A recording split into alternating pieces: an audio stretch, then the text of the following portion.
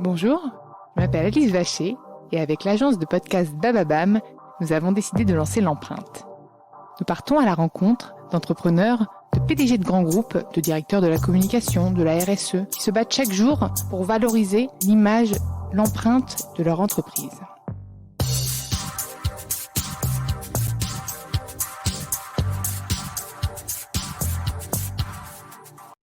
Je suis ravie de vous retrouver pour un épisode spécial de l'empreinte sur l'événement de la 2e édition des universités d'été de l'économie de demain pour un rebond de l'économie française par la transition sociale et écologique.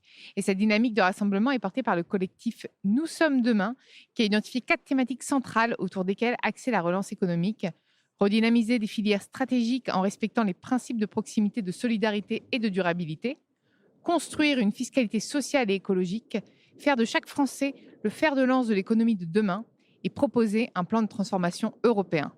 Et nous allons du coup interroger différents acteurs présents aujourd'hui, puisque nous sommes le vendredi et que l'événement dure 2 jours. Nous sommes là le vendredi après-midi, on va essayer de voir qui est présent et puis leur poser nos petites questions. À tout de suite.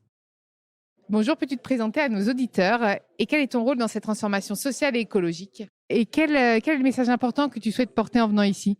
Bonjour, je suis Laurent Laïc, je suis le président d'un groupe d'entreprises d'insertion qui s'appelle le groupe Lavarap.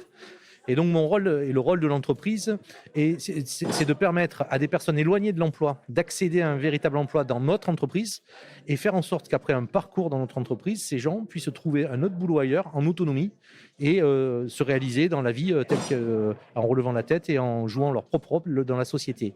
Le but de mon entreprise est donc un but social, une finalité exclusivement sociale. Mais on a plusieurs modèles qu'on développe dans cette entreprise et le premier modèle, c'est le modèle de l'économique au service du projet social.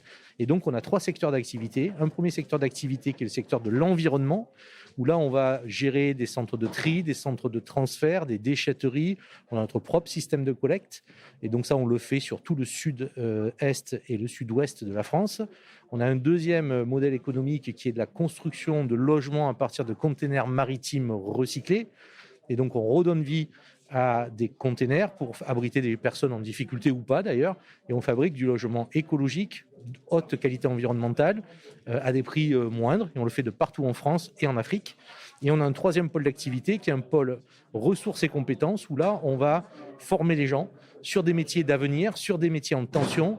Ça, on le fait au travers d'agences de travail temporaire, notamment sur la totalité du territoire français. Donc notre rôle, il est à 2 niveaux. Il est à la fois accompagner la transition écologique et développer des prestations à valeur ajoutée dans le déchet, dans le logement et dans le travail temporaire.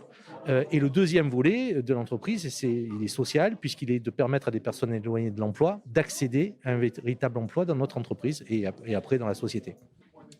En venant ici, j'ai envie de dire 2 choses. La première, c'est que le small is beautiful, c'est terminé. Il faut arrêter de s'excuser de faire des choses écologiques et de faire des choses sociales. C'est nos entreprises qui ont raison et qui seront les entreprises de demain. Donc, premier message, c'est arrêtons de parler d'économie sociale et solidaire, etc., etc. Parlons d'économie tout simplement. Deuxième message, c'est que pour influencer la société et donc la transformer, il faut qu'on existe et donc il faut une taille. Et donc, nous, notre entreprise est une grosse PME qui fait 50 millions d'euros de chiffre d'affaires. On a 1200 personnes qui travaillent chez nous.